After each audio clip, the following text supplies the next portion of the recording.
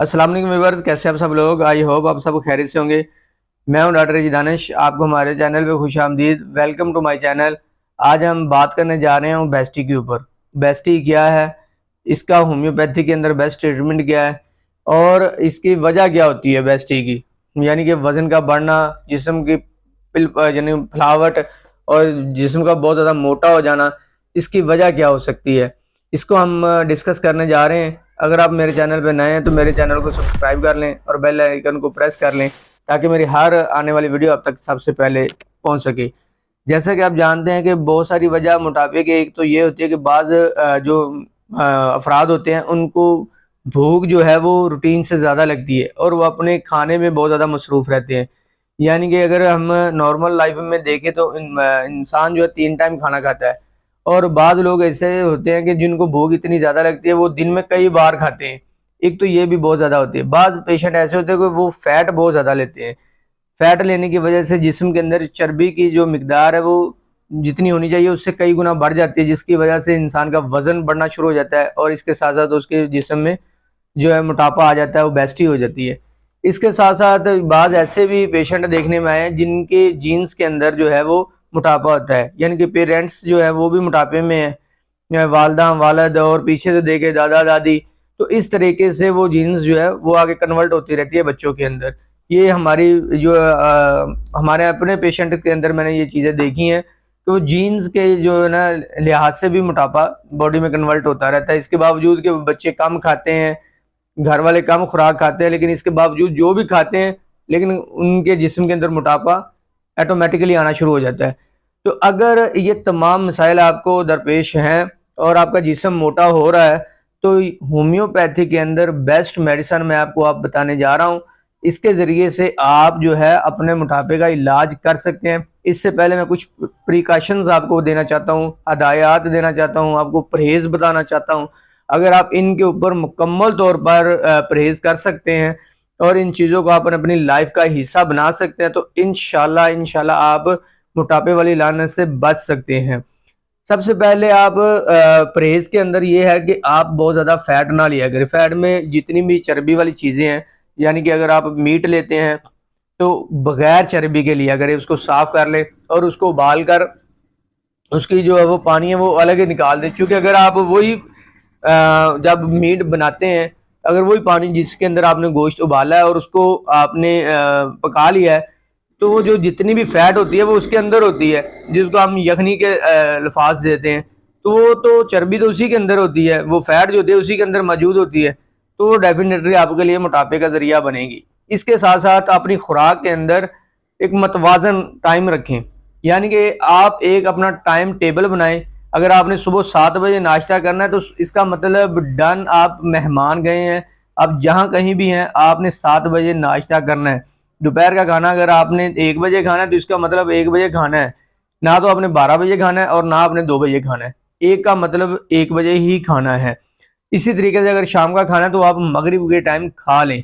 इसके साथ अगर आप वर्जिश करते हैं तो वर्जिश का भी एक टाइम टेबल होना चाहिए। आपने जो है 100 कदम, 200 कदम, 300 कदम आपने डेली बेसिस पे चलना है।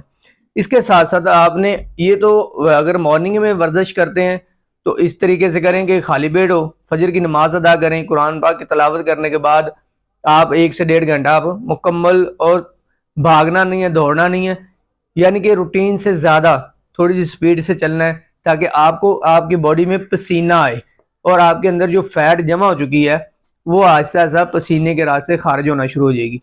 इसके साथ साथ अगर आप मगरिब में खाना खाते हैं तो मगरिब की नमाज अदा करें और इशा तक आप अपने आप को कंटिन्यूसली वर्क में रखें, जिसकी वजह से आपके जिस्म के अंदर एनर्जी रहेगी और इसके साथ आपके जिस्म में पसीना आएगा। चाहे इसके बावजूद कि सर्दी हो, फिर भी अगर आप वर्क करते हैं, आप मुसलसल चलते हैं तो आपकी बॉडी के अंदर जो है वो पसीना आना शुरू हो जाएगा। तो इस तरीके से आप फैट अपनी बॉडी में कम कर सकते हैं। और तीसरी चीज़ एक ये बहुत अहम है, सुबह को आपने बिल्कुल नॉर्मल नाश्ता लेना है, छोड़ना नहीं है। दोपहर में आपने सलाद का इस्तेमाल ज़्यादा करना है। अगर आप मिसाल के तौर पर रोटी खाते हैं तो एक से ज़्यादा नहीं खानी। अगर आप 2 रोटियां खाते हैं तो एक रोटी खानी है और उसके साथ उसके बराबर की आपने सलाद का इस्तेमाल करना है, सैलड का इस्तेमाल करना है। और शाम को आपने बिल्कुल हल्का फुल्का, छोड़ना नहीं है, एक हदीस नबवी का मैं मफ़हूम पढ़ रहा था कि अगर आप खाना शाम का खाना, अगर एक मर्द ये चाहता है, अगर एक इंसान चाहता है कि मैं जल्दी बूढ़ा हो जाऊं, तो वो शाम का खाना छोड़ दे। तो यानी कि शाम का खाना हमने छोड़ना नहीं है, लेकिन अगर आप एक रोटी खाते तो उसको हाफ कर दें, ठीक है, लेकिन खानी जरूर है। दूसरी, आपने टाइमली खा लेनी है, मगरिब की नमाज के फौरन बाद खाना खा लेना है, उसके बाद अपने आप को कंटिन्यू रखना है। और इसके साथ साथ आपने जो है यानी कि ज़्यादा फैट वाली चीज़ें नहीं इस्तेमाल करनी। इसके साथ एक कहवा है, उसका आप अगर इस्तेमाल करेंगे तो इसके साथ भी आपको बहुत ज़्यादा फ़ायदा होगा। उसमें आप कहवा तैयार करेंगे जिसके अंदर थोड़ा सा आपने पानी लेना है और उसके अंदर एक शहद का चम्मच और हाफ लेमन आपने निचोड़ लेना है। इसको आपने खाली पेट और रात को सोते वक्त इस्तेमाल करना है। इसके साथ साथ होम्योपैथी के अंदर जो मेडिसिन है आपको वो बताने जा रहा हूँ, मेरे पास भी पड़ी हुई है। फाइटोलाका, फाइटोलाका जो मेडिसिन है, ये टैबलेट होती हैं, ये ड्रॉप्स भी मिल जाते हैं, ये तो कॉम्बिनेशन में बनी हुई हैं और भी इसके अंदर मेडिसिन ऐड है। तो अगर आप ड्रॉप लेते हैं तो सुबह दोपहर शाम 10-10 कतरे आप इस्तेमाल करें। इंशाल्लाह इससे आपकी चर्बी जो है वो खुरना शुरू हो जाएगी, जो है ना वो यानी कि चर्बी जो है वो खत्म हो जाएगी आपके जिस्म से। फाइटोलाका मेडिसिन, इसकी मैं आपको पिक्चर भी लगा दूंगा। तो ये आपने किसी भी अच्छे होम्योपैथिक मेडिकल स्टोर से आप ले सकते हैं, आसानी से आपको मिल जाएगी। तो अगर आप ये फाइटोलाका, ये मसूद कंपनी की मेरे पास पड़ी हुई है फाइटोलाका, तो अगर आप मसूद कंपनी की लेना चाहें कॉम्बिनेशन में, तो ये भी आपको दस्तयाब है, पूरे पाकिस्तान में इजीली मिल जाएगी। तो इसका अगर आप टैबलेट आप इस्तेमाल करना चाहते हैं, 4-4 टैबलेट सुबह दोपहर शाम आपने वैसे चूसनी होती हैं, या ताज़ा पानी से आप ले सकते हैं। तो ठंडे पानी से, ठंडी चीज़ों से परहेज करना है। कोल्ड ड्रिंक को अपने ऊपर हराम करना है, कोई भी कोल्ड ड्रिंक आपने नहीं इस्तेमाल करनी। हाँ, अगर आप करना चाहते हैं तो दोपहर के टाइम में आप रायते का इस्तेमाल कर सकते हैं। ये अगर मुकम्मल आप परहेज करते हैं और मुकम्मल जो मैंने आपको बातें बताई हैं इसके ऊपर आप अमल करते हैं, तो इंशाल्लाह आप मोटापे से, ओबेसिटी से बच सकते हैं। ले अब नई वीडियो तक की इजाज़त चाहिए। खुश रहें, खुशियाँ बांटिए। अल्लाह हाफिज़।